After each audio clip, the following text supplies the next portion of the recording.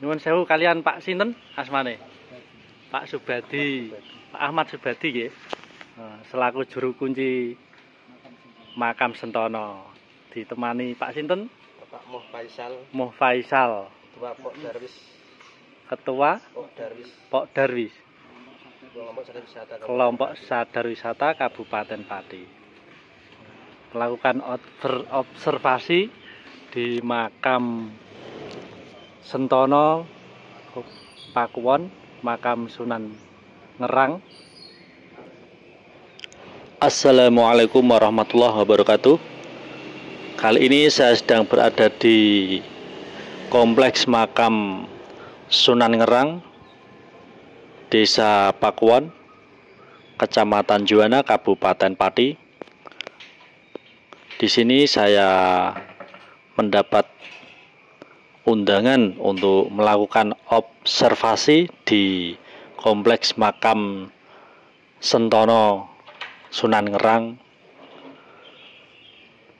Dan saya terlebih dahulu akan berziarah ke makam Sunan Ngerang sekaligus melihat tipologi nisan yang ada di makam beliau. Namun di sini saya tidak boleh membuat video di dalam cungkup makam, cukup meraba saja.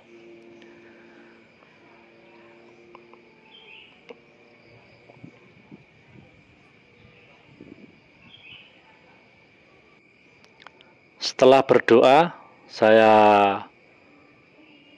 menduga atau meraba tipologi nisan beliau menggunakan langgam Demak era awal Kerajaan Demak.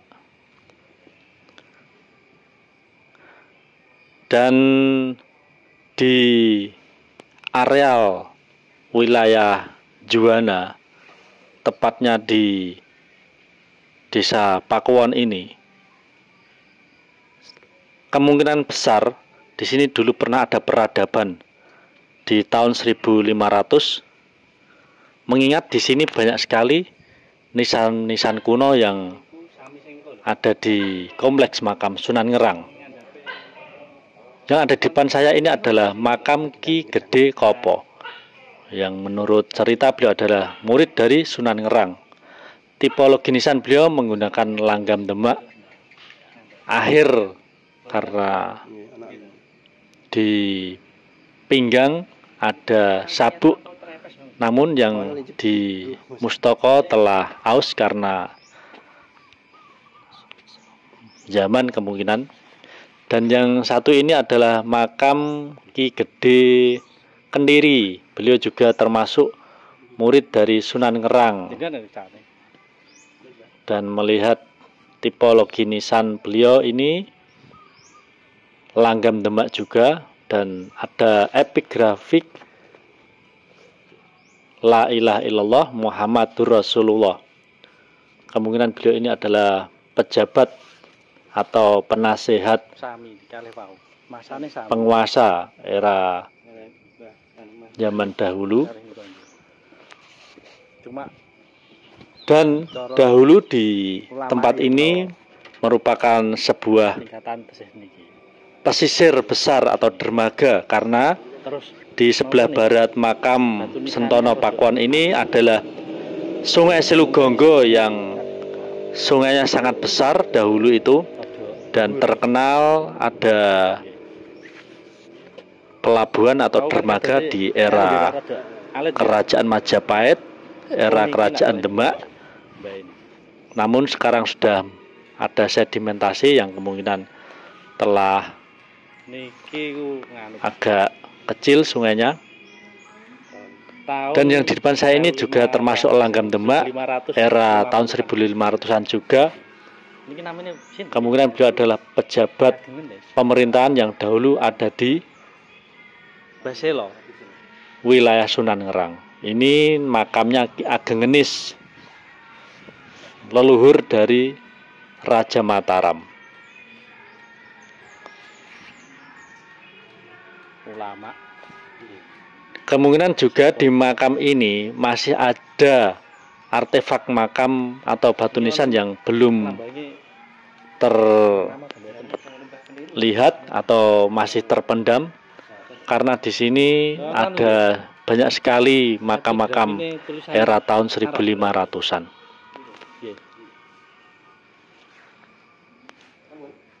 Saya menduga bahwa di wilayah Juwana dulu adalah awal peradaban yang ada di Kabupaten Pati sebelum adanya Kadipaten Pati, Pesantenan. Karena perkembangan peradaban budaya dan agama Islam itu penyebarannya dari timur, dan kemungkinan singgah awal peradaban di Kabupaten Pati adalah di Juwana, yang pembesar-pembesar atau penguasanya singgah di Juwana, dan ada peradaban pemerintahan juga karena terbukti di sini banyak makam dari penguasa. Ini adalah makam dari Adipati Cokro Joyo, Langgam Nisan Giri Kedaton era tahun 1500-an. Beliau adalah Adipati Tunjung Puro yang dahulu lokasinya di sebelah timur Sungai Silugonggo.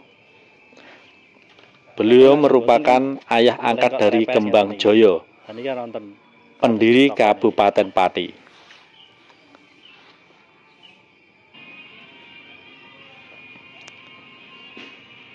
Kemudian yang satu ini juga nisan era tahun 1500-500-an atau masa peralihan Demak ke Kesultanan Pajang.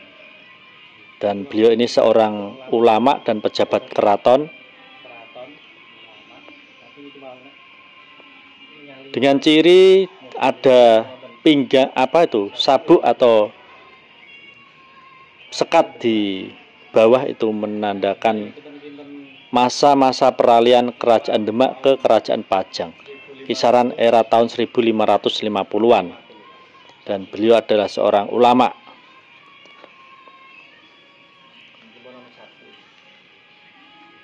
Semoga situs-situs yang ada di sini bisa lestari, terjaga, dan bisa menjadi bukti peradaban yang pernah ada di Kabupaten Pati.